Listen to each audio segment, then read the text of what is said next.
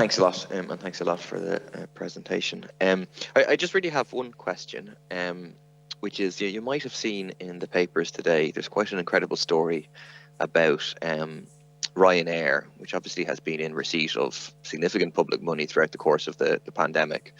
And there was passengers who were unable to travel due to COVID. They did a chargeback on their credit cards, and as a result, Ryanair is saying that they're banned from flying in future. Is that something that will be covered by this bill, or is it covered by any existing consumer legislation? I mean, is that something that a company is able to do as a consequence of someone using a chargeback?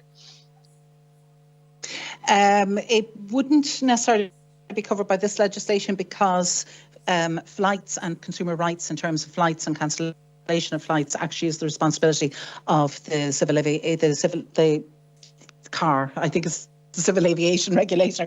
I had to try and think of what the acronym stood for there.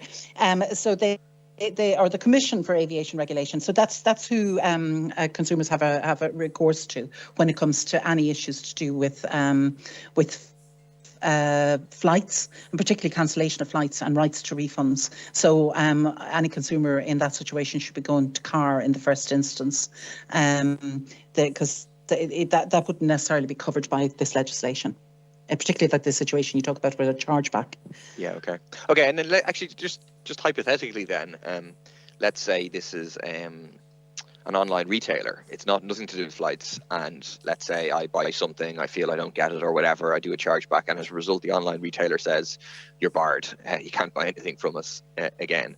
Is that something that's covered, or is it the right of a retailer to decide that you can't buy something from them? Well, I don't think we're doing anything in this bill to infringe upon traders' rights necessarily. We're just increasing or strengthening consumers' rights. And I think in my opening statement, I did say that the way responsible traders behave towards their consumers, we're not necessarily infringing upon that because they're already in that space. They're already looking after their consumers. What we're trying to do is take to task the irresponsible traders who don't look after consumers' rights. However, I would have thought that traders, the private companies, they have the right to decide who they trade with, in the same way as a consumer has the right to decide who he or she trades with. So that's an unusual example. Deputy, I have to say, in the case, as I say, of an airline, there's very strict regulation around cancellation flights and consumers' rights. In terms of an online trader deciding not to trade with somebody in future because they've charged back, they've done a chargeback on their card, I don't see how we could cover a scenario like that. But you've raised an interesting question, and we'd look at it in the context of the drafting of the bill, which is still underway. Thanks a lot. That's it.